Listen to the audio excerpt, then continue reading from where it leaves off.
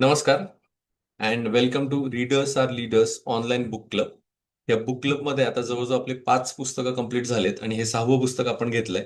आणि पुस्तकाचं नाव आहे the 7 habits of highly effective people, which is written by Stephen Covey. Okay, त्याला आपण कवी म्हणू शकतो, पण कॉवे म्हटलं तर दॅट्स मोर बेटर. पण मराठी अनुवादामध्ये त्याला कवी असं म्हटलंय. तर स्टीफन कवी यांनी हे छान पुस्तक लिहिलेलं आहे, the 7 habits of highly effective people. जर तुम्ही नीट विचार केला ना, तर मी जेव्हा फ्लायर टाकलं त्यात हायली सक्सेसफुल पीपल टाकलं होतं, पण तिथे सक्सेसफुल नाही, ते हायली इफेक्टिव्ह पीपल सांगितलंय. इफेक्टिव्ह पीपल याचा अर्थ असा असतो की सगळ्याच बाबतीमध्ये तुम्ही पैशाने नाही मोजू शकत प्रगती. मग काही ठिकाणी तुमची आध्यात्मिक प्रगती असते, काहींची सोशल प्रगती असते, प्रत्येकाची वेगवेगळ्या भागामध्ये प्रगती असते. जसं काहींचं सोशल वर्क खूप चांगलं असतं, जास्त असतं. काही खूप इन्फ्लुएन्शियली असतात. काही जण सत्तेमध्ये असतात, पण त्यांच्याकडे एकही रुपया नसतो. अशा एक काही गोष्टी असतात. त्यामुळे सक्सेस कशात मोजणार ना तुम्ही? तर instead of success they have use the word effective. Effective म्हणजे विच, बघा हा खूप महत्वाचा शब्द आहे. वेन आय से इफेक्टिव्ह, याचा अर्थ असा आहे की that particular person affecting or making impact on society. जसं एक गोष्ट आठवली म्हणून सांगतो. मनोज आंबिके चांगले लेखक आहेत, त्यांनी ती गोष्ट सांगितली होती. तर त्यांनी मनोज आंबिकेंनी त्यांच्या पुस्तकामध्ये असं ते उदाहरण दिलं होतं. ते वर्ग बसलेला होता वर्गामध्ये, आणि वर्गामध्ये ते बोलत होते. तर त्यांनी सांगितलं की तुम्ही जेव्हा आयुष्यातनं बाहेर जाल, म्हणजे जाल, तर तुम्हाला असं वाटतं ना की मी इथे एक्झिस्ट आहे, मी इथे जिवंत आहे. तर मी जिवंत असल्याचे काहीतरी पुरावे समाजामध्ये पाहिजे, किंवा मी जिवंत आहे याचा इफेक्ट काहीतरी समाजावर पडला पाहिजे. तर मग मजा आहे ना. तर मग त्यांनी असं विचारलं की महाभारत तुम्हाला सगळ्यांना माहिती आहे, तर महाभारतातलं तुम्हाला कुठलं कॅरेक्टर आवडतं? असं त्यांनी सहज त्या मुलांना प्रश्न विचारला. मग मुलांनी पटपट उत्तर द्यायला लागले. कोण म्हणे भीम आवडतो, कोण म्हणे कर्ण आवडतो, कोणी म्हणे अर्जुन आवडतो, कोणी म्हणे धृतराष्ट्र, धृतराष्ट्र नाही, भीष्म आवडतात. अशा त्यांनी उदाहरणं सगळे द्यायला सुरुवात केली. आणि मग त्यांनी सांगितलं, बघा तुम्ही आता एवढ्या सगळ्यांची उदाहरणं दिलीत, पण तुमच्यापैकी कोणीच असं म्हटलं नाही की मला नकुल किंवा सहदेव व्हायचंय. तर ते 5 पांडवांपैकीच होते ना, नकुल सहदेव. मग तुम्ही सगळ्यांनी उत्तर देताना हे बाकीच्यांचीच नावं घेतली, पण नकुल सहदेवांचं उत्तर नाव एकाने घेतलं नाही का? तर त्यांनीच उत्तर दिलं. तर ते यासाठी की आपल्याला महाभारतामध्ये कोणाचा जास्त इम्पॅक्ट जाणवतो, ते कॅरेक्टर आपल्याला घ्यायला आवडतं. मग कोणाचा जाणवतो? भीमाचा जाणवतो, अर्जुनाचा जाणवतो, कृष्णाचा जाणवतो, भीष्माचा जाणवतो. मग यांची कॅरेक्टर आपल्याला माहिती, हे इम्पॅक्ट करतायत त्या ठिकाणी. म्हणून आपल्याला ते त्यांच्यासारखं व्हावंसं वाटतं, किंवा त्यांच्याविषयी जाणून घ्यावंसं वाटतं. The same thing in our life. When I say effective, effective याचा अर्थ those are impacting on a society. Okay. आणि हा जिवंत असल्याचा खूप छान पुरावा आहे, असं मनोज आंबेके सर म्हणतात. आणि मला ते पूर्ण पटतंय की आपण जिवंत आहोत ना, तर आपला इम्पॅक्ट झाला पाहिजे सोसायटीवर. नाही तर आपण जातोय, रोज येतोय, काहीच करत नाहीये, त्याचा उपयोग नाही होणार. म्हणजे ते ते दॅट्स नॉट मच फ्रुटफुल. मग तुम्ही आपण त्याला वेगवेगळे रूट्स असू शकतात. मी माझंच काम खूप छान करतोय आणि खूप छान रिझल्ट आणून देतोय. This also good impactful things in my life. Similarly, I am doing some social work for the society and I am impacting on the world. That is also a good thing. Means the thing is that we want to be in a category of effective person. Okay. तर मग इथे तो म्हटलाय की म्हणून या पुस्तकाचं नाव effective दिलं असावं, असं मला वाटतं स्टीफन यांनी. तर पहिला चॅप्टर आपण सुरू करतो आहोत. बी प्रोएक्टिव्ह. आता प्रोएक्टिव्ह हा शब्द आपल्याला समजून घ्यायचा आहे. त्याच्यामध्ये सांगितलंय, त्याने उत्तर पण सांगून दिलंय. Taking responsibility for your life and choices. मग प्रोएक्टिव्ह म्हणजे काय? तर पुढे खुलासा करणारच आहे, पण तरी मला असं वाटतं थोडं बोलावं. प्रोएक्टिव्ह म्हणजे काय? की प्रत्येक गोष्टीमध्ये मी काय करू शकतो याची रिस्पॉन्सिबिलिटी घेणं. ओके. आता पुढून एखादा बैल येतोय अंगावर, आणि मी म्हणतोय, अरे मी काय करू शकतो? ठीक आहे, येतोय येतोय, आता तो मला उडवेल. जसा तो एक जोक होता ना, की कोणीतरी विचारलं, का रे तुझ्या समोर वाघ आला, तू काय करशील? मग तो उत्तर देतो, मी थोडी काय करणार, आता जे करायचं ते वाघच करेल. तर तसं न करता I will take the responsibility. Either I will fight or I will flight. Okay. मग इथं प्रोएक्टिव्ह म्हणजे काय? तर मी what I am going to take decision in that particular situation. Okay. मग तुम्ही म्हणाल, सर यात काय विशेष आहे? यात खूप विशेष आहे. We are not aware about our strength. आपल्या सगळ्यांकडे ही ट्रिमंडस पॉवर आहे, आणि ही स्टीफन कोव्ही आपल्याला जागरूक करून देत आहेत, अवेअर करून देत आहेत, की आपण काय कुठल्या पद्धतीने विचार करून आपले डिसिजन चेंज करू शकतो किंवा आपण डिसिजन घेऊ शकतो. आपण एकदम डॉर्मेंट अवस्थेमध्ये आहोत. जसं ज्वालामुखी डॉर्मंट मध्ये असतो, ही ज्वालामुखीमध्ये ताकद भरपूर आहे, पण तो शांत निद्रिस्त पडून असतो वर्षानुवर्ष. तसं आपल्याकडे पण खूप जास्त पॉवर आहे, पण आपण ती वापरतच नाहीये. म्हणून त्यांनी पहिला चॅप्टर दिलाय. आणि पहिला चॅप्टर हा कोणाचा दिलाय जर तुम्ही बघितलं तर हे जे मोठी लोक आहेत, तर ती हे लोक हे प्रिन्सिपल वापरतात. ते प्रोएक्टिव्ह असतात. सगळ्याच बाबतीमध्ये ते प्रोएक्टिव्ह असतात, म्हणून ते खूप इफेक्टिव्ह असतात, खूप सक्सेसफुल असतात. सक्सेसफुलची प्रत्येकाची डेफिनेशन वेगळी आहे, त्याच्यावर मी आता डिबेट आपल्याला त्याच्यावर काही करायचं नाहीये. तर ह्या आजच्या सेशनमध्ये आपण काय बघणार आहोत, तर what is proactivity, what is reactive and proactive, then space between stimulus and response, circle of concern versus circle of influence, and the second last, real life examples, and the last, the 30 days proactive test. तर आपण पहिला point सुरू करतोय. त्यांनी म्हटलंय what is प्रोएक्टिव्हिटी. तर प्रोएक्टिव्हिटी म्हणजे काय, the proactive people don't blame circumstances, conditions for their behaviour is a product of their own conscious choices based on values. म्हणजे जे प्रोएक्टिव्ह लोक असतात ते ब्लेम गेम करत नाही.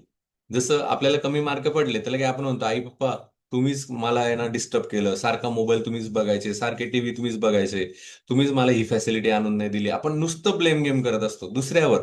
म्हणजे माझ्या माझ्या बाबतीत जे काही झालेलं आहे त्याच्यावर मी दुसऱ्यांना कसा दोषी धरेल. ओके. तर या पद्धतीने आपण वागत असतो. म्हणजे जनरल स्टेटमेंट आहे हे. त्याला लुझर कॅटेगरी पण म्हणतात, की ते ऑलवेज ब्लेम. ओके. तर प्रोएक्टिव्ह वाला तो तसा नाही करत. प्रोएक्टिव्ह कधीच दुसऱ्यांना दोष देणार नाही, कधीच दुसऱ्यांना ब्लेम करणार नाही. उलट तो ग्रॅटिट्यूड दाखवेल, की at least due to my parents I came up to this. Okay. मला आज हात पाय डोळे आहेत, त्यांच्यामुळे मला आज हे विश्व बघता येतंय ना, तर याच्या पुढचं विश्व मला क्रिएट करायचंय. ओके. असा त्या पॉझिटिव्ह ऍटिट्यूडने ते they they work like a man on mission, की चला आता मी काय करू शकतो यातनं. ते रडत बसत नाही किंवा ब्लेम करत नाही. तर ही खूप महत्वाची गोष्ट आहे. याला आपण म्हणतो प्रोएक्टिव्ह पीपल. त्यांचे जे काही निर्णय असतात ते स्वतःचे निर्णय असतात आणि त्यांनी ठरवलेले असतात, this is my decision. Okay, I have taken this and I am fully responsible for the same. Not just positivity. Proactive is not being a cheerful. मग आता इथं त्यांनी असं म्हटलं की प्रोएक्टिव्ह म्हणजे सॉरी, आवाज कोणाचा आहे तो बंद करा. काही प्रश्न असेल तर आपण शेवटी घेऊया. प्रोएक्टिव्ह म्हणजे बिंग चिअरफुल असं मुळीच नाही सांगितलंय त्यांनी. It means owning your response to any situation. Owning means actually you are going to take full responsibility of your decision. Okay. जे पण काही तुमच्या आयुष्यात घडतंय, ज्या पण गोष्टींना तुम्ही रिस्पॉन्स देणार आहात, त्याला तुम्ही स्वतः रिस्पॉन्सिबल आहात असं तुम्ही स्वतः मानताय आणि त्या पद्धतीने चालताय. ओके. नंतर म्हटलंय इट मीन्स रिस्पॉन्सिबिलिटी. म्हणजे प्रोएक्टिव्हला त्यांनी आता रिस्पॉन्सिबिलिटीला थोडं जॉईन केलंय. रिस्पॉन्सिबिलिटीची फोड त्यांनी केली. किती छान फोड केली. ते असं म्हणतात रिस्पॉन्सिबिलिटी म्हणजे काय, response plus ability. Okay. Means ability of response. The ability to choose your response, you are the programmer.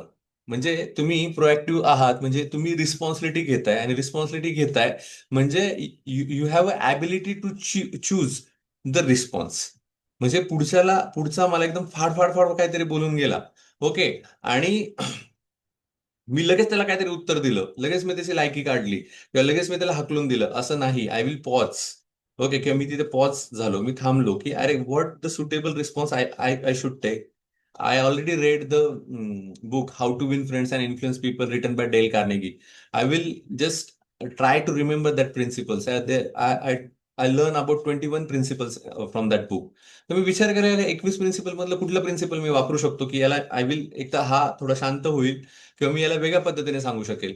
This is the nature of proactive, की मला रिस्पॉन्स काय द्यायचा आहे. की असं नको व्हायला की मी लगेच त्याला पटकन काहीतरी रिस्पॉन्स देऊन टाकला आणि मग ते काय आयुष्यभराचं तुमचे रिलेशन्स खराब झाले. ओके. तसं पण करून तुम्हाला चालणार नाही. तर मग रिस्पॉन्स कोणीतरी हे करताय, प्लीज डोंट डू दॅट. कोण नवीन जॉईन झालं असेल त्याच्यावर हे ऍड नका करू, काही लिहू नका आता जस्ट. ओके. Please cooperate. थोडं महत्वाचं आहे आणि सेशन रेकॉर्ड होत आहे. ओके. तर रिस्पॉन्सिबिलिटी तुम्ही घ्यायला शिकलं पाहिजे आणि ability to choose your response हे खूप महत्वाचं आहे. तुमच्याकडे ती ॲबिलिटी आहे आणि तुम्ही ती आत्तापासूनच संकल्प करायचा की ती मी वापरणार आहे. ओके. की ती कशी वापरणार आहे, की रिस्पॉन्स काय द्यायचा हे माझ्या हातात आहे. सर्कमस्टन्सेस बदलत राहतील. फॉर एक्झाम्पल जीवनगीतेमध्ये पण सांगितलंय, की आता बरेच जण म्हणतात ना, की अरे माझ्याच बाबतीत असं का घडतंय आणि माझ्याच बाबतीत फेल्युअर येतं, मलाच असे लोक भेटतात आणि मलाच सगळं स्ट्रगल आहे. तर श्रीकृष्णांनी पण सांगितलं किंवा जीवनगीतेत त्यांनी तेच सांगितलं, की तुम्ही जन्माला आल्यापासून जन्माच्या शेवटपर्यंत तुम्हाला स्ट्रगल असणारच आहे. ओके, म्हणजे श्वास घेण्यासाठी सुद्धा आपल्याला स्ट्रगल घ्यावं लागतं, म्हणजे पहिल्यापासून घ्यावं लागतं, जसं जन्माला आल्यानंतर. तसं जगताना तुम्हाला हे प्रॉब्लेम्स येणारच आहे, हर्डल्स येणारच आहे. त्याला तुम्ही रिस्पॉन्स कसा देता हे खूप महत्वाचं ठरणार आहे. ओके, त्यानुसार तुम्हाला जिंकत जिंकत, नुसतं जिंकत नाही तर इम्पॅक्टफुल जगायचंय. तर त्यासाठी हा रिस्पॉन्स तुम्हाला कंट्रोल करता आला पाहिजे. त्यानंतर व्हॅल्यू ड्रिव्हन ऍक्शन्स. मग तुमच्या ज्या पण व्हॅल्यूज ज्या पण ऍक्शन्स असतील त्या व्हॅल्यू ड्रिव्हन पाहिजे. म्हणजे फॉर एक्झाम्पल, समजा तुम्हाला कोणीतरी काही प्रेशराईज केलं आणि सांगितलं की बाबा, की तुला मी एवढे एवढे पैसे देतो, की फक्त तू थोडंसं खोटं बोलायचंय. ओके, मग आता तुमच्या समोर जरी पैसे भरपूर असले तरी पण तुमचं व्हॅल्यू काय सांगतं, की नाही, मी चुकीची गोष्ट करणार नाही. आणि याच्यामुळे जर माझ्या देशाला नुकसान होत असेल, माझ्या आई वडिलांची मान शरमेने खाली येत असेल, ही गोष्ट मी करणारच नाही. That should be very fix in my mind, की मला हे माहिती मला असं करायचंच नाहीये. त्यामुळे रिस्पॉन्स द्यायला पण तुम्हाला सोपं जातं. अरे मला देशाच्या विरुद्ध आणि आई वडिलांच्या विरुद्ध करायचंच नाही, ए बाबा मला तुझे पैसे नको, मी काही खोटं बोलू शकत नाही, आपण इथे थांबूया. हे तुम्ही तुमच्या पद्धतीने करू शकता, provided you should have that values in your life. तर ह्या व्हॅल्यूज त्यानंतर तुम्हाला कामी येतात. आणि त्याचं म्हणजे असं म्हणतात ना, की ज्या चांगल्या गोष्टी आहेत त्या तुम्हाला आज ना उद्या त्याचे फळं मिळतात, आणि ज्या वाईट गोष्टी आहेत त्या सुद्धा आज ना उद्या त्याचे तुम्हाला फळं मिळतात. ओके, म्हणजे बऱ्यापैकी आधी असं तुम्हाला वाटत असेल, आधी जे यंगस्टर आहेत त्यांच्यासाठी बोलतोय, की आधी किंवा आपल्याला असं वाटतं की काही लोक 2 नंबरचं काम करतात तरी पण ते एवढे खुश का आहेत, त्यांना काही हर्डल्स नाहीये, ते तर मस्त मजा मारतात. नाही, तसं नाही होत. त्यांनाही बरेच प्रॉब्लेम्स असतात आणि ते तात्पुरतं आपल्याला वाटतं की ते खूप सुखात आहे, पण मग त्यांना बऱ्यापैकी हेल्थ इश्यू असतात. त्याच्यानंतर ते झोपताना पण विचार करून झोपतात, की अरे उद्याचा दिवस आहे, मी पकडले गेलो तर. ते झोप पण त्यांना शांत नसते, त्यांना झोपेच्या गोळ्या घ्याव्या लागतात. मग द थिंग इज दॅट, की व्हॅल्यू ड्रिव्हन ऍक्शन्स आपल्या असल्या पाहिजे. आणि जर व्हॅल्यू ड्रिव्हन ऍक्शन असतील, तुम्हाला झोप पण शांत लागेल, पैसाही चांगला येईल आणि तो टिकेल. म्हणजे यश मिळवणं सोपं आहे, पण यश टिकवणं अवघड आहे. तर हे व्हॅल्यू ड्रिव्हन जर ऍक्शन्स असतील आपल्या, तर आपण त्या करू शकतो. इथे असं स्टीवन कवी आपल्याला सांगतात. आता आपण इतर प्राण्यांपेक्षा कसे वेगळे आहोत, हे आपल्याला त्यांनी, मला हा पॉईंट खूप आवडला. 4 युनिक ह्युमन गिफ्ट्स. आपल्याला 4 गिफ्ट्स भेटलेले आहेत नेचर थ्रू. मग काय आहे? पहिली गोष्ट सेल्फ अवेअरनेस. आपल्याला सेल्फ अवेअरनेस आहे, म्हणजे स्वतःबद्दलचा अवेअरनेस आहे. म्हणजे for example, you notice you are reacting with अँगर अँड चूज नॉट टू. तुम्हाला माहिती आहे, पुढच्याने आपल्याला खूपच काहीतरी बोलून गेला आणि we have a ability to give him answer. आणि मला असं वाटतं आता मी पण याला काहीतरी आता जरा वाजवाव्या किंवा मी काहीतरी बोलावं. पण त्या ठिकाणी तुम्हाला माहिती आहे की अरे मी याला रागवू शकतो, पण मी रागवत नाही. ओके, मला स्वतः तापायचं नाहीये, मला राग वाढवायचा नाही, हे मी स्वतः ठरवतोय. आणि I am self aware. He ability आपल्यामध्ये आहे, ही प्राण्यांमध्ये नाहीये. प्राण्यांना एक तर ते दोनच गोष्टी आहे प्राण्यांमध्ये, फाईट और फ्लाईट. मला पुढचा येतोय, मला असं वाटतंय मी त्याला मारू शकतो, ते the the that animal will fight with that, किंवा तो अटॅक करेल त्याच्यावर. तर त्याला असं वाटलं की यार पुढचा माणूस खूपच मोठा आहे तर तो पळून जाईल. पण आपण विचार करू शकतो, आपण रिस्पॉन्सचा विचार करू शकतो, आपण अवेअर असतो, सेल्फ अवेअर असतो. दुसरा पॉइंट आहे, आपल्याला कॉन्शियसनेस आहे. कॉन्शियसनेस म्हणजे काय? The deeper inner serves of right and wrong and your unique guidance principles. म्हणजे आपल्याला चूक का बरोबर ह्या घेण्याची मुभा आहे, म्हणजे आपल्याकडे तो कॉन्शियसनेस आहे. फॉर एक्झाम्पल, त्यांनी सांगितलंय की रिफ्युजिंग टू चीट. म्हणजे आता तुम्ही एखादा पेपर देताय आणि तुम्हाला माहिती आहे यार परीक्षेत तर बाहेर गेलेले आहेत. आता मी इथे जरी वही उघडून जरी बघितलं तर मला कोणी काही बोलणार नाहीये. पण माझं अंतर्मन असं म्हणतं की नाही, मला नाही चिटिंग करायची. ओके, माझं मन मला मुभा देत नाहीये, की अरे मला नाही चिटिंग करायची, कारण मी चिटिंग केलं तर ते माझंच मन मला खाईल. ओके, मग हा जो कॉन्शियसनेस आहे तो आपल्याकडे आहे. जसं सेल्फ अवेअरनेस आहे तसंच क्लोज पॉईंट आहे, की माझ्याकडे कॉन्शियसनेस पण आहे, की मी रिफ्यूज करू शकतो, की नाही मला चिटिंग करायची नाही. त्याच पद्धतीने पुढचा पॉईंट आहे, की इमॅजिनेशन. इमॅजिनेशन म्हणजे काय? की आपण चांगल्या गोष्टी इमॅजिन करू शकतो. ओके, आता द सिक्रेटमध्ये आपण वाचलंय, रोंडा बर्न असेल किंवा डॉक्टर जोसेफ मर्फी यांचं the power of subconscious mind, यांनी इमॅजिनेशनचं चॅप्टर अँड चॅप्टर लिहिलेले आहेत, की you should visualise the good things. आणि आउटपुट पण आपल्याला त्याच पद्धतीने मिळतात. मग ही ॲबिलिटी आपल्याकडे आहे. तर visualisation a successful outcome before the exam. म्हणजे एक्झाम्पल सांगितलं की एक्झामच्या आधी पण एक छान व्हिज्युअलाइज आपण करू शकतो की अरे हा मला छानच एक्झाम जाणार आहे. आणि एकदा तुम्ही छान व्हिज्युअलाइज केलं की त्या पद्धतीच्या वेव्स क्रिएट होतात, त्या फ्रिक्वेन्सीमध्ये तुम्ही जातात आणि त्या प्रकारची लोक, त्या प्रकारच्या सिच्युएशन्स तुमच्या लाईफमध्ये क्रिएट होतात आणि सगळं एक चांगलं अलाईन व्हायला लागतं. त्यामुळे ते इमॅजिन पण आपण करू शकतो. ही पण एक गिफ्ट आपल्याला मिळालेली आहे. ओके. आणि खरं म्हटलं तर खूप मोठं सिक्रेट हेच आहे. मी आता जसं 5 AM क्लब चालू आहे आपलं, त्याच्यामध्ये 2 टास्क आपण कंपल्सरी केले. एक टास्क म्हणजे व्हिज्युअलायझेशन आणि दुसरं टास्क म्हणजे ग्रॅटिट्यूड रायटिंग. कारण मी खूप पुस्तकं आतापर्यंत आपण जे बघतोय त्याच्यामध्ये ह्याच गोष्टी येतात, की अरे व्हिज्युअलाइज करा. आणि लिटरली मी तुम्हाला सांगतो, जर 100 माणसं असतील, 100मधला हार्डली एक माणूस फक्त व्हिज्युअलाइज करतोय. हार्डली एक, बरं का. मी खूप जास्त रेशो सांगितलं तरी. तर खूप कमी लोक व्हिज्युअलायझेशनला वेळ देतात का? कमी वेळ देतात कारण व्हिज्युअलाइजला तुम्हाला शांत बसावं लागतं. You need to remember your goal, की तुमचा गोल तुम्हाला आठवावा लागतो आणि त्यासाठी तुम्हाला इमॅजिन करावं लागतं. Ask, believe and receive. की मला देवाला मागायचंय किंवा युनिव्हर्सला मागायचंय की अरे हा मला ही गोष्ट हवी आहे. आणि बिलीव्ह करायचंय की अरे हा मला ही मिळालेली आहे. आणि रिसीव्ह म्हणून इमॅजिन करायचं की ती मला मिळालेली आहे. ओके. आणि मिळाली म्हणजे ती गाडी मला हवी आहे आणि ती गाडी मला मिळालेली आहे. त्या गाडीमध्ये मी फिरतोय. हे तुम्हाला व्हिज्युअलाइज करायचं आहे. आणि हा प्रत्यक्ष अनुभव घ्यायचा आहे. पण ही जी प्रोसेस मी इतकी सिंपल सांगतोय ना, जर तुम्ही मांडी घालून बसतात ना, तर ती होत नाही. आणि डेली तर नाहीच होत. पण जो ही डेली करेल तो यश मिळवतो. असं इतिहास सांगतं. मग तुम्ही बॉब प्रोटेक्टर घ्या, डेल कार्नेगी घ्या किंवा बाकीच्या यांनी पण हेच उदाहरणं तुम्हाला सांगितलेले आहेत, की जगातले 5% लोक जे सक्सेसफुल आहेत ते व्हिज्युअलायझेशन टेक्निक वापरतात. मग ते रॉबिन शर्मा यांनी 5 AM क्लबमध्ये तेच सांगितलंय. सकाळचा जो काही वेळ आहे, 1 तास तुम्ही स्वतःसाठी द्या. आणि त्या 1 तासामध्ये तुमचं पूर्ण व्हिज्युअलायझेशन, ॲफर्मेशन्स, ग्रॅटिट्यूड रायटिंग हे सगळं करा. त्यातनं तुम्ही स्वतःला कनेक्ट होतात आणि एकदा वन्स यू कनेक्ट युअरसेल्फ, तुम्ही कुठलीही गोष्ट अशक्य असेल तरी ती शक्य करू शकता. तर ही तिसरी ॲबिलिटी आपली इमॅजिनेशन. चौथं म्हटलंय इंडिपेंडंट विल. इंडिपेंडंट विल म्हणजे काय? आता एवढं सगळं जरी झालं, आता मी तुम्हाला जरी सगळं सांगितलं किंवा आपण डिस्कस केलं, तरी पण तुम्हाला जो निर्णय घ्यायचा तो तुम्ही उद्या घेऊ शकता. तुम्हाला व्हिज्युअलायझेशन करायचंय, नाही करायचं तुम्ही करू शकता. तुम्हाला खोटं बोलायचंय, खरं बोलायचं तुम्ही करू शकता. Means you have a independent right to take a decision. मध्ये मी तेच म्हटलंय, ability to act based on self awareness, free from external pressure. मग कोणी किती काही म्हटलं तरी माझा स्वतःचा आवाज मी ऐकणार आहे, मी माझ्या पद्धतीने निर्णय घेणार आहे. ही ॲबिलिटी आपल्याकडे आहे. For example, studying consistently even when friends are scrolling reel.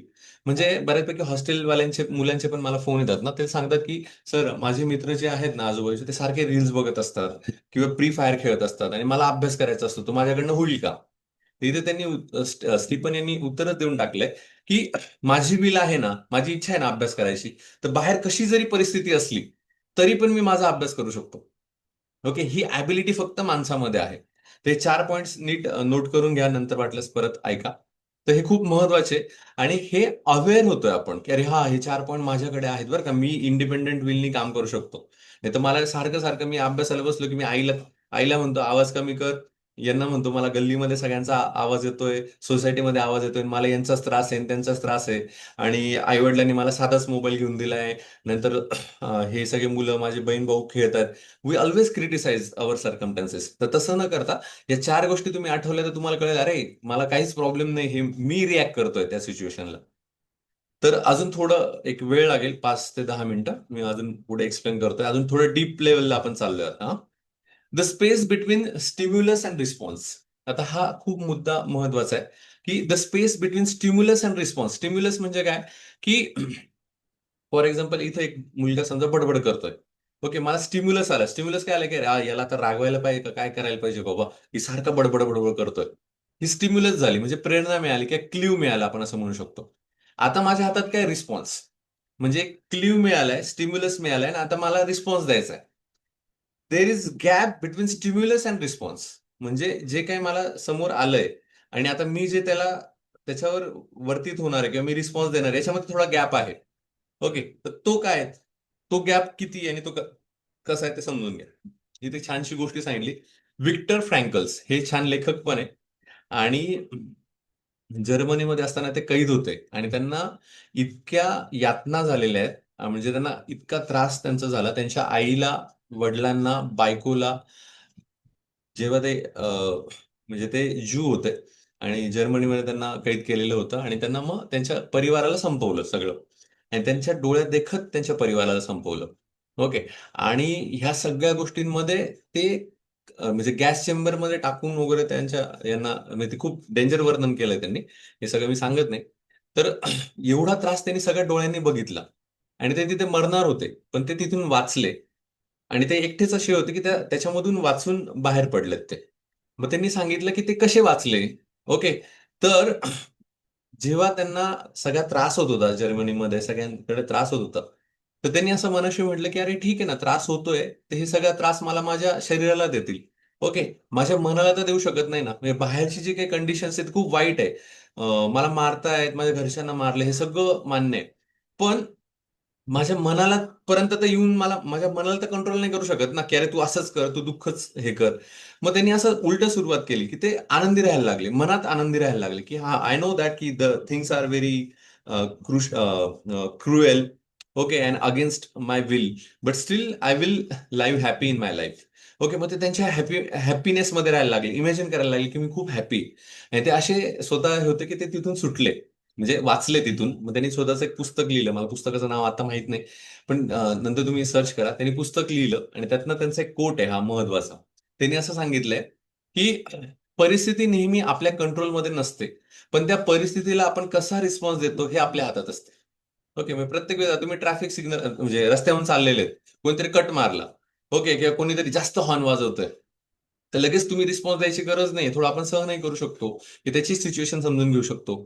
म्हणजे आपल्याकडे तो आपल्या अगेन्स्ट जरी सिच्युएशन्स असल्या, तर रिस्पॉन्स कसा द्यायचा हे आपल्यावर आहे. तर between stimulus and response there is a space. In that space lives our freedom. मग आपलं फ्रीडम आहे म्हणजे आपल्याकडे आहे ती मुभा, की आपण आता रिस्पॉन्स कसा द्यायचा आहे. ओके. आणि तो रिस्पॉन्स खूप मॅटर करतो, की आपली पर्सनॅलिटी कशी. आणि तो रिस्पॉन्स असाही मॅटर करतो, की आपण काय रिस्पॉन्स देतोय त्याच्यावर पुढचं पण रिॲक्शन येणार आहे.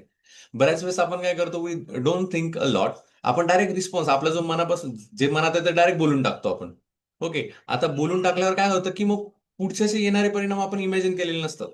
पण जे हायली इफेक्टिव्ह किंवा सक्सेसफुल पीपल आहे ते तसं नाही करत. जर तुम्ही नीट बघितलं ना, तर ते रिस्पॉन्सच देत नाही लवकर. आपल्याला म्हणावं लागतं, "अरे बाबा, काहीतरी बोल." पुढचा एकदम शांत असतो. कारण त्यांना माहिती आहे, की मी बोलून काय होणार आहे? मला जो निर्णय घ्यायचा तो मी घेणार आहे. मला जे करायचं ते मी करणार आहे किंवा माझा जोपर्यंत माझं शेवटचं जे आउटपुट आहे ते व्यवस्थित चाललंय, मी कशाला या छोट्या-छोट्या गोष्टींमध्ये भानगडीत पडू? पण आपण नेमकं उलटं करतो. आपण छोट्या-छोट्या गोष्टींमध्ये इतकं हे राहतो, की आपला मेन गोल आपण विसरूनच जातो किंवा आपण त्याच गोष्टींमध्ये भांडत बसतो. ओके. तसे हे मोठी लोकं नाही करत. त्यांना माहिती असतं, की मला रिस्पॉन्स केव्हा द्यायचा आहे किंवा त्यांना असं वाटतं, की अरे मला एवढं जर पुढचा खूप चिडलाय, काही गरज नाही मी चिडायची. मी हसून थोडं उत्तर देतो, शांत होऊन जाईल. तर ते तसं पण करतात. म्हणजे they use this space between stimuli and response. तर उद्यापासून तुम्ही पण असा निश्चय करायचा आहे, की कुठलीही घटना जर शेजारी-पाजारी होत असेल, तर तुमच्याकडे थोडा एक पॉज करायचा 1 मिनिटं. की अरे मी काय याला रिस्पॉन्स देऊ? ओके. तर तो रिस्पॉन्स देण्याची मुभा आपल्याकडे आहे. इथे असं आपल्याला स्टीव्ह कोविस सांगतात. त्याच्यानंतर त्यांनी म्हटलं, की "the space is where your freedom lives. Proactive people expand this space." बघा आलं का? प्रोएक्टिव्ह पीपल जे असतात ना, जे हुशार, सक्सेसफुल, प्रोएक्टिव्ह असतात, ते ह्या स्पेसचा वापर करतात. आपण अजिबात वापर करत नाही. इकडं आलं, दिसलं, फटकन दिशी लगेच आपण निर्णय घेऊन टाकतो आणि त्यामुळे आपल्यालाच रिग्रेट होतं, "अरे, आपण बोललो नसतं तर बरं झालं असतं." किंवा थोडंसं थांबलं असतं याच्यामध्ये, आपण थोडा लेट रिस्पॉन्स दिला असता, झालं असतं. पण आपण तर तो यूज नाही करत. तर यापुढे आपण हा निश्चय करायचा आहे, की हा जो मधला स्पेस आहे, तर तो वापर करायचा आहे. त्यातनं नुसता वापर नाही करायचा आहे. तर मी असं म्हणेल, ज्यांनी डेल कार्नेगीने लिहिलेलं पुस्तक जर वाचलं नसेल, तर ते वाचा. How to win friends and influence people. Okay. त्याचा उपयोग होईल. त्या स्पेसमध्ये तुम्हाला वेळ मिळेल, की अरे मला या पुढच्याला कसं डील करायचंय. ओके. त्यानुसार तुम्ही डील करू शकता. हं? पुढे. रिएक्टिव्ह आणि प्रोएक्टिव्ह पीपल कसे ओळखावे हे इथं त्यांनी उत्तर सांगितलंय. पटपट घेतो. रिएक्टिव्ह जे लोकं असतात ना, की पटकन लगेच रिएक्ट होणारे. त्यांचे शब्द असे असतात. "There is nothing I can do." मी यात काहीच करू शकत नाही. प्रोएक्टिव्ह पीपल म्हणतात, "let's look at our alternatives." Proactive म्हणतात, "अरे ठीक आहे, यात काही करू शकत नाही. आपण एखादा अल्टरनेटिव्ह निघतोय का बघूया." That just the way I am. मी असाच आहे. बघ तुला काय करायचं कर. मी असाच आहे. पण प्रोएक्टिव्ह पीपल काय म्हणतात, "I can choose a different approach." मी प्रयत्न करतो की आय कॅन चूज, मी एखादा वेगळा अप्रोच मला मिळतोय का याचा मी प्रयत्न करतो. He makes me so angry. तो मला खूप राग, त्याच्यामुळे मला खूप राग येतो. I control my own feelings. I have to do this, मला हे करावंच लागणार आहे. त्याच्याऐवजी I will choose to do this. Okay, म्हणजे मला हे करावंच लागणार आहे म्हटल्यानंतर तिथे सक्ती आली. त्याच्यानंतर मग सक्ती आली याचा अर्थ मग माझ्या मनापासून मी करत नाहीये. तर पण प्रोएक्टिव्ह पीपल असं म्हणतो की नाही, आता मला करायचंच आहे ना, आय तर I want to do it, तर मी मनापासूनच करेल. I I will choose to do this, मी हे निवडणार आहे की मला हे करायचं. आय कांट, हे रिएक्टिव्ह लँग्वेज मध्ये म्हणतात की आय कांट, मी नाही करू शकत. आय चूज नॉट टू, पण मला करायचं नाही पेक्षा मला, मी असं चूज केलं की मला हे करायचं नाहीये. म्हणजे I have decided not to do this. Reactive लँग्वेजमध्ये इफ ओनली, आता करावंच लागेल तर. आणि प्रोएक्टिव्ह लँग्वेजमध्ये त्यांनी म्हटलंय आय विल, की मी हे करेल. ओके, याच्यामध्ये तुम्हीच अजून थोडा अभ्यास केला ना, तुम्हाला कळेल की रिएक्टिव्ह लँग्वेजमध्ये आपण खूप निगेटिव्ह बोलत असतो.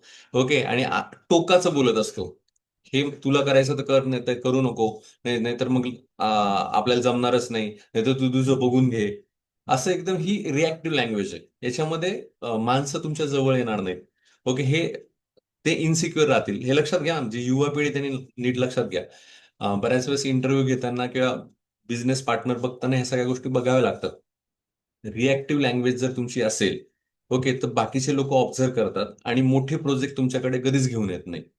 जर तुम्ही इन्स्टंट निर्णय घेणारे असतात, तर स्ट्रॉंग असे, म्हणजे आपण म्हणतो ना, काही भडक भेजाचे असतात की एकदम लगेच राग आला की लगेच ऍक्शन घेतात.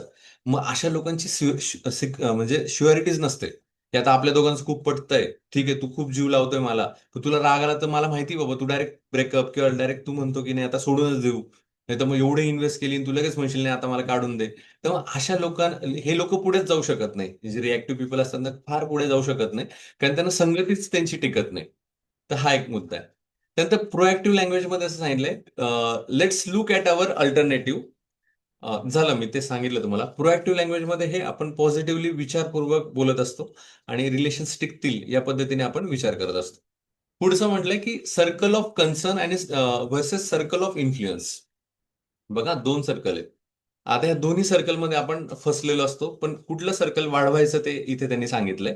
जर तुम्ही पहिलं बघितलं ना, पहिलं जे मोठं सर्कल दिलं एकदम बाहेर, त्यांनी म्हटलंय सर्कल ऑफ कन्सर्न. कन्सर्न म्हणजे काय, काळजीचं, की ज्याचं मला मला त्याची केअर वाटते, की मला असं वाटतं की हा, या गोष्टी मी थोड्या विचारपूर्वक करायला हव्या. ओके, जसं फॉर एक्झाम्पल म्हणजे काळजी वाटते असं एक सर्कल आहे, ते बाहेर दिलेलं आहे. त्याच्यामध्ये त्यांनी असं सांगितलंय की इकॉनॉमी, इकॉनॉमी आता ढासळते, पैसा खाली पडतोय, किंवा जीडीपी घसरत आहे, किंवा पेट्रोलचे प्राइसेस वाढत आहेत, किंवा आता महागाईचा दर आता एका महिन्यात थोडासा वाढणार आहे. हे एक्सटर्नल, त्याची मला काळजी वाटते. दुसरं, अरे वातावरण इतकं खराब आहे की केव्हाही पाऊस येऊ शकतो, कधी ऊन पडतं, कधी थंडी पडते. ऑदर्स ओपिनियन्स, अरे आता हा असं बोलला, नंतर हा मला असं बोलेल. ओके, मग याचं म्हणणं आहे की मी असा आहे. नंतर न्यूज अँड पॉलिटिक्स. ओके, आता हे सर्कल ऑफ कन्सर्न्स आहे, हे बाहेरच्या सर्कल मधले. ओके, आता खरं सांगू का, हे सर्कल ऑफ जे कन्सर्न आहे ना, याच्यात तुम्ही काही करू शकत नाही. That is not actually in your hand. मधलं सर्कल बघा, सर्कल ऑफ इन्फ्लुअन्स. याच्यामध्ये काय सांगितलंय, माय ॲटिट्यूड. दुसरं, माय हॅबिट्स. तिसरं, माय एफर्ट्स. आणि चौथं, माय वर्ड्स. आता हे सगळं आपण कंट्रोल करू शकतो. मग स्टीफन कवी यांनी असं सांगितलंय, आपल्या हातात जे आहे ना त्याच्यावर आपण जास्त फोकस करायचं आणि ते सर्कल जास्तीत जास्त मोठं करण्याचा प्रयत्न करायचा. मी माझे शब्द सांभाळू शकतो, मी माझे हॅबिट सांभाळू शकतो. मी अशा पद्धतीने हॅबिट लावेल की कुठलंही जरी संकट आलं तरी त्याला मी फेस करू शकतो. ओके, मग यासाठी मला सर्कल ऑफ इन्फ्लुअन्स वाढवावा लागेल. आता बघा ना, काही जण म्हणतात की अरे, मी एक्झाम्पल देतोय, मी कुठल्याही याचं मत सांगत नाही. I am not influencing or I am not talking politically. समजा मी असं सांगितलं की दवाखान्यांवर खूप खर्च वाढलाय आणि दवाखाने लुटतायत. ओके, आणि सरकारने पण काय दवाखान्यांमध्ये सांगितलंय, पण त्यांच्याही काही सुविधा चांगल्या नाहीये. I am constantly talking about the medical issues. Okay, की सरकार असेल किंवा मग मेडिकलमध्ये लोकांचा भ्रष्टाचार कसा चाललाय, कट प्रॅक्टिस कशी चालली, हे सगळं मी बोलतोय, चांगले स्पीच देतोय. पण मी साधं रोज रनिंगलाही जात नाहीये, 5 किलोमीटर चालायलाही जात नाहीये, शुगरसाठी डिटॉक्स म्हणतो आपण, शुगर डिटॉक्स करत नाहीये, चांगल्या हॅबिट पाळत नाहीये. जेवणावर माझा कंट्रोल नाहीये, झोपेवर माझा कंट्रोल नाही, मी झोपतोच 2-3 वाजता, उठतोच किती पण वाजता, म्हणजे माझं कसंच काही कन्सर्न नाही, मी आज न उद्या आजारी पडणारच आहे. Means here instead of just talking about the medicals और doctors, I should invest the time on myself, की how can I become more fit. Okay. तर असंच स्टीफन हॉकिंग म्हणतात. तर हे सर्कल आपण वाढवू शकतो. नाही तर सारखं मी फक्त क्रिटिसाइज करतोय, बाकी ते तुम्ही करायचं, तुम्ही क्रिटिसाइज करा, दॅट इज म्हटलं ना ते, इट्स युअर विल, तुम्हाला काय करायचंय. पण मी असे बरेच लोक बघितलेत की लोका सांगे ब्रह्मज्ञान, आपण मात्र कोरडे पाषाण, असं होतं. तर आपण पहिले परफेक्ट होऊन जायचं, अरे माझं घर मी खूप छान सांभाळतोय, okay, I am also fit, okay, मी फिट आहे, सगळं व्यवस्थित आहे, आणि आता मी दुसऱ्यावर टीका करेल, ओके, पण मी माझंच व्यवस्थित काही करू शकत नाहीये आणि मी फक्त टीका करतोय. तर ह्या जाळ्यामध्ये तुम्ही फसू नका, असं स्टीफन कवी आपल्याला सांगतायत, की तुमचं सर्कल ऑफ इन्फ्लुअन्स तुम्ही वाढवा. ओके, मग ह्या गोष्टी तुम्ही समजून घ्या. पुढे त्यांनी म्हटलंय, काही एक्झाम्पल सांगितलेत, जसं रिएक्टिव्ह अँड प्रोएक्टिव्हचेच एक्झाम्पल आहे. समजा कोणाला जर एखादा पेपर अवघड गेला, तर मग सरांनी शिकवलं नाही, किंवा मग सर्कमस्टन्सेस असे होते, किंवा आम्हाला पेपरच फुटलाय, की असं म्हणण्यापेक्षा, ह्या गोष्टी आहेत आजच्या काळात खऱ्या आहेत, पण हे सगळं म्हणण्यापेक्षा आपण अजून आपले वीक पॉइंट्स पॉझिटिव्ह कसे करता येईल याचा पण विचार करायला हवा. नाही तर फक्त मग बरेच जण कसे असतात, खरं कुठले, आता नीट बद्दल तुम्हाला सगळ्या न्यूज माहिती आहे. नीटमध्ये जवळजवळ 25 लाख ऍप्लिकेशन्स येतात, 63,000 मुलं क्वालिफाईड होतात. कॉम्पिटिशन खूप हाय. पण याच्यामध्ये आता हा पेपर फुटीचा प्रकार जाऊ द्या. पण समजा हा जरी पेपर फुटला नसता, तरी पण तुम्ही जर बघितलं ना, सिरियस जे करणारे असतात ना, ते फक्त 10 ते 20% असतात. ओके, आणि हे सिरियसली स्वतःला इम्प्रूव्ह करत असतात, की अरे माझा हा प्रश्न राहिला, मग कसा राहिला, मी कुठला तो टॉपिक परत रिवाइज करायला पाहिजे का, मी सरांना विचारायला पाहिजे का, मी अजून काय सोर्सेस वापरायला पाहिजे, किंवा मग अजून मी कुठल्या पद्धतीने लॉजिक डेव्हलप करायला पाहिजे. They are working on themself. पण बरेच लोक काय करतात, नाही ही सिस्टीमच खराब आहे, त्यामुळे मी माझा अभ्यास जाऊ द्या. मग आई वडिलांना तेच सांगतात, नाही सिस्टीमच खराब आहे, कुठं काय करतात, अभ्यास करून कोणाचं भलं झालंय, असं म्हणणारे पण मी मुलं बघितलेले आहेत. तर तसं तुम्ही सारखं ब्लेम गेम मध्ये न राहता आपणही कुठेतरी इम्प्रूव्ह व्हायला पाहिजे. जसं मी प्रत्येक वेळेस, बऱ्याच वेळेस म्हणतो, की काही जण म्हणतात की काही झालं तरी मी जॉब करणार नाही. तर मी त्या मुलांना असं म्हणतो, की पहिले तुम्ही जॉब मिळवा, ओके, मिळून दाखवा, ओके, आणि मग लेफ्ट करा. मग तुम्ही सोडून द्या, की ठीक आहे मला करायचं नाही, पण मी मिळून दाखवलं. फक्त मला करायचं नाहीये, मी असं करेल तसं करेल असं म्हणण्यात वेळ घालवू नका, जर खरंच तुम्हाला इम्प्रूव्हमेंट तुमची आयुष्यात करायची असेल तर. त्याच्यानंतर वर्किंग प्रोफेशनल्स मध्ये काही हे शब्द म्हटले जातात, जसं I can't grow here, my boss does not recognise my work. असं बऱ्यापैकी निगेटिव्ह वर्किंग प्रोफेशन मध्ये हे शब्द असतात, की माझा बॉस मला रेकॉग्नाइजच करत नाहीये, काय मला रेज देत नाहीये. त्याच्याऐवजी I will document my achievements, sick feedbacks and build a new skill. त्यापेक्षा मी आता काय करू शकतोय, की बॉसने माझ्याकडे लक्ष द्यावं म्हणून मी फक्त ते करेल का, नाही, मी माझ्या अचिव्हमेंट्स वाढवेल, ओके, माझे स्किल्स वाढवेल, अजून मला काय इम्प्रूव्हमेंट करता येते ते करेल, आणि I will seek a new job. समजा मला इथे कम्फर्टेबलच नाहीये तर, किंवा मी माझं इम्प्रूव्हमेंट करेल, त्यामुळे मला माहिती आहे की आज न उद्या त्यांनी रिकॉग्नाइज केल्यानंतर मी अजून पुढे जाऊ शकेल. तर फक्त छोट्या गोष्टींवर अडकून न राहता मी अजून काय इम्प्रूव्ह करू शकतो याचाही विचार आपण करायला पाहिजे. ही or she always makes me upset, I can't help my reaction. Everyday family लाईफमध्ये समजा नवरा बायकोंचं जमत नसेल, तर त्यांनी एक सांगितलं की जमत नाहीये, तर मग त्याच्यामध्ये त्यांनी, जेव्हा म्हणजे हे घटना लिहिलेली, स्टीफनकडे तो एक मनुष्य गेला, तो म्हणे मला 3 मुलं आहेत म्हणे, आणि माझ्या बायकोचं आणि माझं काही जुळत नाही, ओके, तर मी काय करावं. मग तेव्हा स्टीफन कोविन्स म्हटले की लव्ह, की तिला प्रेमाची आवश्यकता आहे, तू जास्तीत जास्त त्याच्यावर प्रेम कर. तर तो म्हटला की नाही जमतच नाहीये ना ह्या सगळ्या गोष्टी, नाही म्हणे, you should be proactive. Okay, तुला प्रोएक्टिव्ह व्हावं लागेल, आणि तू जेव्हा प्रोएक्टिव्ह होशील, तर त्यानुसार तुला जी कमतरता आहे ती भरून अजून काढावी लागेल. आणि मग ती जेव्हा तू कमतरता जास्तीत जास्त भरशील, तेव्हाच तुला कळेल की अरे तू छान पद्धतीने तुझी लाईफ अजून सेट होते. I notice I get upset, let me pause, respond from my values. मग जर ह्या सारखे सारखे भांडणं होत असेल, तर माझे इथिकली अजून काही काही पॉईंट चुकतायत का याचं मी आत्मचिंतन करेल, आणि मग मी स्वतःला इम्प्रूव्ह करून अजून छान गोष्टी होण्यासाठी अट्रॅक्ट करेल. तर हे खूप शॉर्टमध्ये आपण सांगतोय, पण हे काही पॉईंट्स आहेत, हे आपण अवेअर व्हायला हवे. अधिक जिज्ञासा असेल तर अधिक अभ्यास आपल्याला करावा लागेल, म्हणून मी सांगतो की मी तुम्हाला फक्त हे हिंट्स देतोय, म्हणजे सांगतोय डिटेलमध्ये, पण तरी पण तुम्ही एकदा जर पूर्ण वाचला चॅप्टर अजून एकदा, तर अजूनही तुम्हाला त्याचा खूप फायदा होऊ शकेल. त्यानंतर इथे काही 3 टाईप सांगितले की काही कंट्रोल म्हणजे कंट्रोलच्या बाबतीमध्ये काही गोष्टी तुमच्या डायरेक्ट कंट्रोलमध्ये असतात, काही इनडायरेक्ट कंट्रोलमध्ये असतात आणि काही नो कंट्रोलमध्ये असतात. आता डायरेक्ट कंट्रोलमध्ये काय काय सांगितलं बघा. Problems you can solve by changing your on behaviour. मग डायरेक्ट कंट्रोलमध्ये हे आहे की माझं जर बिहेवियर थोडं चेंज केलं तर ही गोष्ट लगेच मी सॉल्व्ह करू शकतो. For example, not studying consistently, build a daily study schedule. बरोबर, की हे माझं बिहेवियर आहे की मला एखादी गोष्ट अवघड जाते तर मी रोज अभ्यास करेल. हे मी करू शकतो. दुसरं, indirect control. Problems involving other behaviour. आता त्याच्यामध्ये दुसरा पण इन्व्हॉल्ड आहे. त्यामुळे मला इनडायरेक्ट कंट्रोल आहे कारण दोघांना घेऊन पुढे जायचंय. Change your influence strategy, inspire, don't push. मग एक म्हणजे गोष्ट सांगून देतो पटकन तुम्हाला. एक मुलगा असतो, त्याच्या आई वडिलांना दोघांना स्मोकिंगची सवय असते. आता प्रॉब्लेम असा असतो की तो मुलगा पण बघतोय, अरे आई बाप्पा स्मोकिंग करता मी पण करेल. आता ह्या बापाला कळतं, अरे माझं चुकलंय, मी आधी माती खाल्ली पण माझ्या मुलाने तसं नको करायला. मग तो मुलाला विचारतो. आता मुलाला डायरेक्ट नाही सांगू शकत की अरे तू हे पिऊ नकोस म्हणून. मग तो इनडायरेक्टली त्याला सांगतो, अरे तुला काय व्हायचं आयुष्यामध्ये? तो म्हणे, मी मी रोनाल्डोचा खूप फॅन आहे, मला फुटबॉलपटू व्हायचं. तो म्हणे ठीक आहे, तू होशील म्हणे, आता एक काम कर माझ्या बरोबर चल म्हणे, आपण एका एका ठिकाणी व्हिजिटला चाललोय.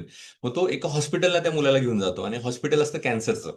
आणि त्या कॅन्सरच्या हॉस्पिटलमध्ये तो लिटरली बघतो तर काहींचा माउथचा कॅन्सर असतो, काहींना लंगचा कॅन्सर असतो. आणि ते सगळे इमेजेस, ते सगळे लोकांना भेटल्यानंतर तो मुलगा एकदम गडबडून जातो. म्हणे हे लोकांना अक्कल नाही का, हे कशामुळे झालंय? म्हणे हे सगळे लोक आहे ना स्मोकिंग करत होते म्हणे. आणि हे सगळे लोक आहे ना दारू पित होते आणि त्याच्यामुळे झालं. तो म्हणे, तोच म्हणतो की आई बाप्पा मी आयुष्यामध्ये कधीच दारू आणि स्मोकिंग करणार नाही कारण मला फुटबॉलपटू व्हायचंय आणि मला असं आयुष्य जगायचं नाही. आणि तो त्याच्या वडिलांना म्हणतो की पप्पा तुम्ही पण असं मला प्रॉमिस करा की तुम्ही सुद्धा सिगरेट नाही पिणार, तर तुमचंही आरोग्य बरं होईल. तर त्याचे वडील म्हणतात की ठीक आहे, मी तुला प्रॉमिस करतो की मी हळूहळू ही सगळी गोष्ट सोडेल. पण तू हा जो निश्चय केलाय तो खूप छान आहे, I am with you. The thing is that he indirectly control his baby और हिज सन. कळलं का? तुम्ही डायरेक्टली जर तुमच्या मुलाला सांगायला गेले तर ऐकणार नाही तो. ओके, तो म्हणेल, तुम्ही तुमचं बघा पहिले. असं सगळं कन्सर्न आहे. तर इनडायरेक्टली तुम्हाला ह्या गोष्टी कंट्रोल करता आल्या पाहिजे. दुसरे, no control. Past event condition you cannot change. म्हणजे फॉर एक्झाम्पल, कधी कधी बायको म्हणते की लग्नामध्ये असं झालं तसं झालं. आता ते पास्ट आहेत ना, यू कांट कंट्रोल. ओके, मग अशा गोष्टी सोडून द्या किंवा ऐकून घ्या, त्याला रिॲक्ट होऊ नका. एक सिंपल गोष्ट आहे. किंवा आई वडिलांच्या बाबतीमध्ये, की आई वडिलांनी तुम्ही मला हेच शाळा केली, तुम्ही ही शाळेमध्ये माझं ऍडमिशन घेतलं, त्यामुळे माझं असं असं नुकसान झालं. अरे घेतलंय ना, ती पास्ट झालंय. आता प्रेझेंटमध्ये मी आता काय करू शकतो त्याचा विचार करायला पाहिजे. तो माझ्या कंट्रोलमध्ये नाहीच आहे ना. ते आता जर माझ्या कंट्रोलमध्ये असता मी काहीतरी विचार केला असता, पण माझी 10वी पण झाली आणि I am blaming to my parents is not good. Okay, तर प्रत्येक माणसाच्या आयुष्यामध्ये वेगवेगळे चॅलेंज असतात. तर आपण चॅलेंज ओळखायचे, चला माझ्या याच्यामध्ये हे चॅलेंज आहे, तर त्यानुसार आपण ऍक्सेप्ट करून पुढे जायचं. So this is the last slide. याच्यामध्ये त्यांनी सांगितले 30 डे प्रोएक्टिव्ह टेस्ट. यासाठी तुम्ही काही चॅलेंजेस हातात घ्यायचे. तर 30 दिवसाचं एक चॅलेंज त्यांनी दिलंय. त्याच्यामध्ये त्यांनी सांगितलंय की मेक स्मॉल कमिट्समेंट. तुम्ही स्वतःचेच काही कमिट्समेंट पाळा किंवा पकडा आणि ते फॉलो करा. Watch your language. तुम्ही बोलताना निगेटिव्ह बोलतायत का? I can't, okay, I have to, असे काही शब्द वापरतात ते रिप्लेस करायला लागा. नंतर, work on circle of influence. तुमचं सर्कल ऑफ इन्फ्लुअन्स काय ते बघा. जर सारखे निगेटिव्ह पीपल तुमच्या लाईफमध्ये असतील किंवा सारखं तुम्ही निगेटिव्ह इनपुट जर घेत असाल, म्हणजे तुमचं फेसबुक किंवा तुमचे इन्स्टा किंवा तुमचे मोबाईलचं कॉन्टेंट जर चुकीचा येत असेल, तर तुम्हाला त्याच प्रकारच्या गोष्टी अट्रॅक्ट होतील, त्याच प्रकारचे विचार मनात येतील. तर तुमचं इन्फ्लुअन्स कुठे चुकतंय का ते बघा. एक सर्कल वाढवा. काही आध्यात्मिकेकडे आपण जाऊ शकतो. म्हणजे भारतामध्ये ती सोय आहे की आपण स्वाध्याय परिवाराला जॉईन होऊ शकतो, मनशक्तीला जॉईन होऊ शकतो, श्री स्वामी समर्थ केंद्रात जाऊ शकतो, जीवनगीता वाचू शकतो, बाबासाहेब आंबेडकरांचे काही साहित्य वाचू शकतो. त्याच्यानंतर बऱ्याच अशा गोष्टी आहेत की तिथे आपण फिरून लोकांचं कार्य पाहू शकतो आणि आपलं सर्कल ऑफ इन्फ्लुअन्स आपण वाढवू शकतो. ओके, तर हे वाढायचा प्रयत्न आपण करायला पाहिजे. मग त्यासाठी तुम्हाला प्रोएक्टिव्ह होऊन स्वतःला लोटावं लागेल. की रविवारी झोपण्यापेक्षा चला आता मी फिरतोय कुठेतरी, मस्तपैकी एखादा प्रोग्राम आहे तिथं जाऊन ऐकतोय, किंवा आज ही सगळ्या पेपरमध्ये दिलेलं असतं आज कुठे कुठली इव्हेंट आहे, चला मी जाऊन ती ऐकतोय. मी instead of just scrolling scrolling scrolling, commit yourself की you will actively participate in social events. Okay, असं तुम्ही स्वतःला कमिट करू शकता. Be a light not a जज. ओके, बी अ लाईट म्हणजे काय? स्वतः प्रकाशवान व्हा. तुम्ही म्हणजे कधी कधी काय होतं की आपण असं समजतो की मीच जज आहे आणि त्यामुळे कोणी काय केलं तर आपण पुढच्याला ब्लेमच करतो. तर तसं करू नका. You should feel your self as a light, की तुमच्याकडे लोक आले पाहिजे, त्यांना आवडलं पाहिजे, तुमच्याकडनं मार्गदर्शन त्यांनी घेतलं पाहिजे, किंवा तुमच्याकडनं आधार मिळाला पाहिजे. ओके, लहान मुलगा जो असतो आपल्याला अटॅच काय होतो, कारण त्याला माहिती आहे की आई किंवा पप्पा आपले झालेल्या चुका मान्य करून आपल्याला जवळ घेणार आहेत, म्हणून तो मुलगा आपल्याकडे येतो ना. आणि आपण डायरेक्ट जर फाड त्याच्या वाजवला तो पुढे परत येईल का? मग तो आयुष्यभरासाठी आपल्याकडनं दूर निघून जाईल. त्याच पद्धतीने मोठ्या लोकांशी पण वागताना आपण असं वागायला पाहिजे की ते परत आपल्याकडे आले पाहिजे, आपण त्यांना जिंकलं पाहिजे आणि एक इम्पॅक्ट तयार केला पाहिजे. तिसरं, लास्ट सेकंड, फॉरगिव्ह. फॉरगिव्ह मध्ये म्हटलं इन्क्लुडिंग युअर सेल्फ, हा शब्द खूप महत्वाचा आहे. होपोनोपो नावाची एक टेक्निक आहे, त्याच्यामध्ये पण म्हटलंय I am sorry, please forgive me, thank you, असे 4 शब्द आहे. आणि एक चौथा पण एक शब्द आहे. तर फॉरगिव्ह मध्ये काय आहे? माफ करून टाकणं. आणि हे खूप जणांना जमत नाही. आणि त्यामुळे प्रॉब्लेम असा होतो की आपण एक बर्डन आपल्या स्वतःवर घेऊन चालतो. आणि त्या बर्डनमुळे काय होतं की दुसऱ्याचा राग मनात असतो. आणि त्या रागामुळे काय होतं की आपण सारख्या त्या गोष्टी आठवतो. आणि त्यामुळे आपण एक फ्रेश नसतो, नवीन गोष्टी आपण अट्रॅक्ट करू शकत नाही, आणि सारखा तो रागामध्ये आपली सगळी शक्ती वाया होऊन जाते. त्यामुळे माफ करायला शिका. याच्यावर एक सेपरेट पुस्तक आहे, कळलं का? तर जास्त काही बोलत नाही, बऱ्याच लोकांना याबद्दल माहिती आहे. त्यानंतर रिफ्लेक्ट डेली. रिफ्लेक्ट डेली म्हणजे रोज काहीतरी नवीन करा. स्वतःचं मी असं सांगितलं सेल्फ हेल्प, स्वतःचा 2 मिनिटाचा व्हिडिओ रेकॉर्ड करा, काहीतरी लिहा, तुमच्या स्टेटसला तुम्ही चांगला विचार पोस्ट करा. रिफ्लेक्ट युअर सेल्फ, तुम्हाला काय वाटतं ते थोडं रिफ्लेक्ट व्हा. त्याच पद्धतीने did I act proactive today, what can I do better tomorrow. मी आज काहीतरी चांगला वागलो का, उद्या मी अजून काय चांगलं वागू शकतो, असा विचार करा. तसं हे 30 डेजचं चॅलेंज पण तुम्ही हातात घ्यायचंय. वाटल्यास स्नॅपशॉट काढून घ्या, याच्यामध्ये तुम्ही थोडं वाचू शकाल. अधिकीचं लागलं तर मी हे अपलोड करणार आहे युट्यूबला, त्यातही तुम्ही बघू शकता. तर अशा रीतीने हा चॅप्टर आपला कम्प्लीट झालेला आहे. तुम्हाला हा चॅप्टर कसा वाटला, जसं ते तुम्ही आता सांगायचंय. आणि अजून काय ऍड ऑन करता येईल, ज्यांनी वाचला असेल त्यांनी पण मला आता सांगू शकता. Yes, the ball is in your court right now. कुणाला काही ऍड करायचंय, काही बोलायचंय?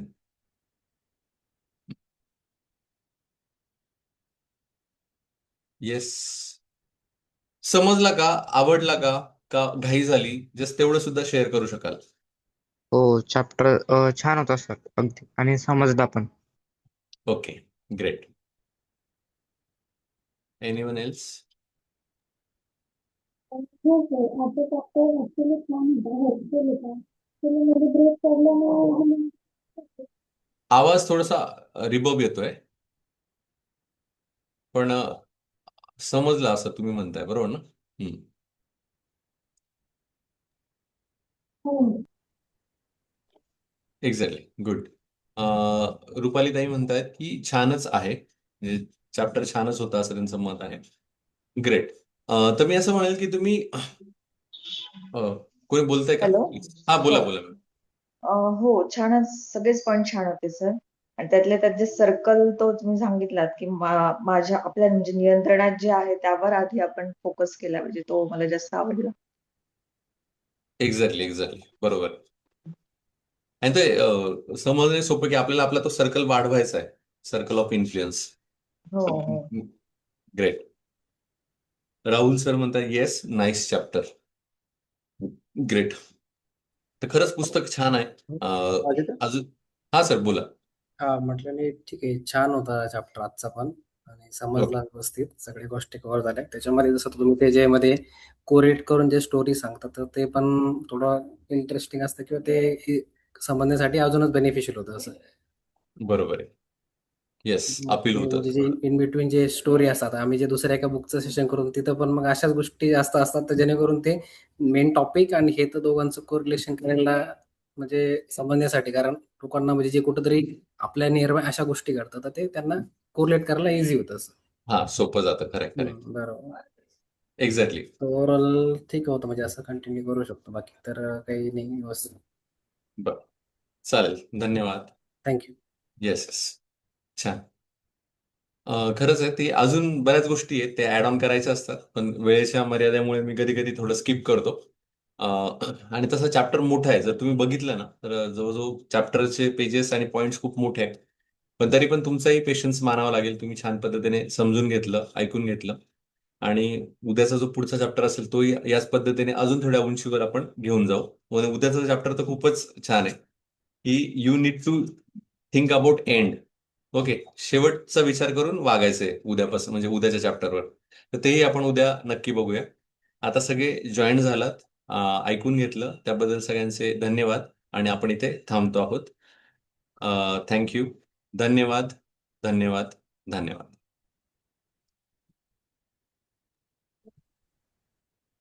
राहुल सर, धन्यवाद फॉर द मेसेज ऑल्सो.